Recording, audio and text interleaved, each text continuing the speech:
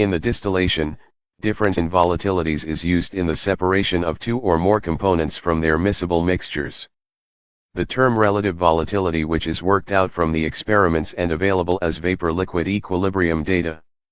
Higher the relative volatility, easier will be the separation of two components from their mixture using distillation process and vice versa. Fluid nature, operational requirements, economics, etc. affects the selection of type of distillation column internals, viz. Packing or trays. These internals are provided to ensure proper contact of uprising vapors and downflowing liquids.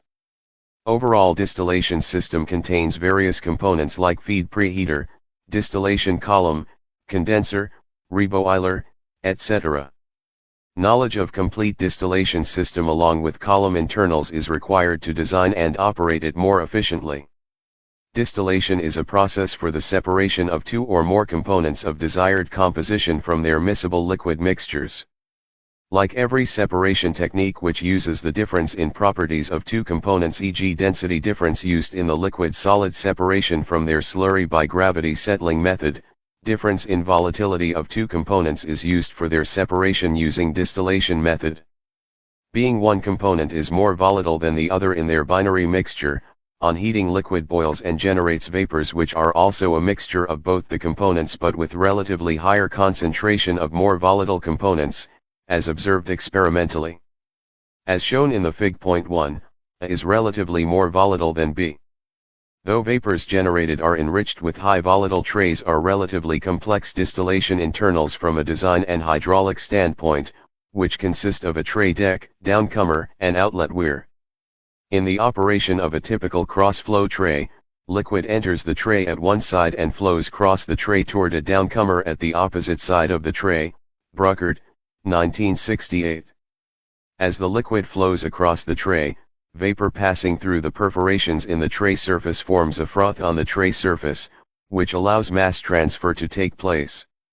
At the outlet from the tray, the froth spills over a weir subtending the tray into the downcomer. The downcomer is a device for transferring the liquid phase downward to the next successive tray but is sealed by such liquid against the vapor passage upward. In the downcomer, the vapor separates from the froth, leaving a pool of disengaged liquid in the downcomer below the level of the active tray surface.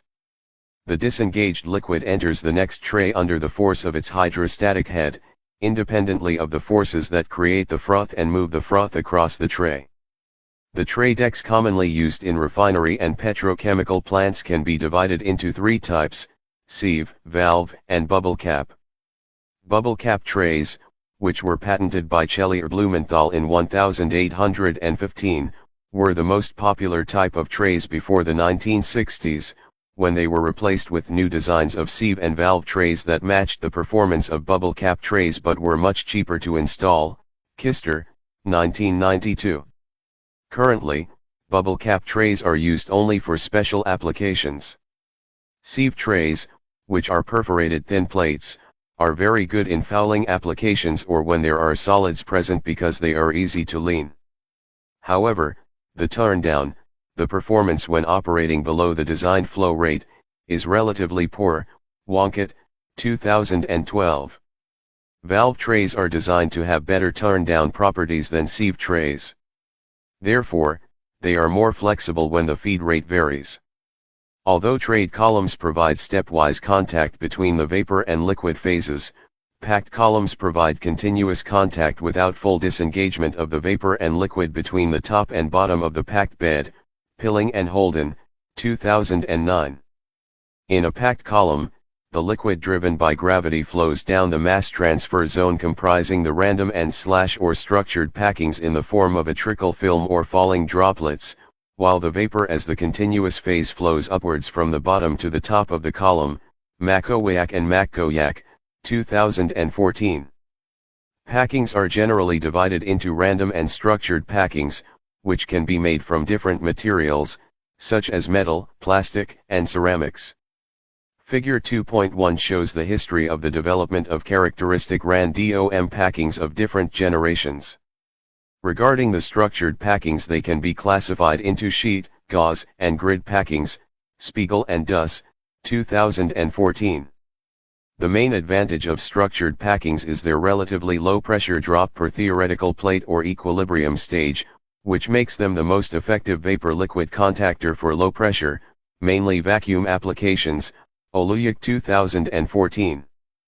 Packing with a pressure drop that is about 1/5 that of the trays, Lockett, 1986, is often the preferred choice in cases where a pressure drop is the overriding consideration, such as vacuum distillation or where vapor recompression, heat pumping, is used. The two features that should be maximized in packed beds are the open area, which is the average percent of the cross-sectional area of the column not blocked by the packing, and hence available for the flow of vapor and liquid, and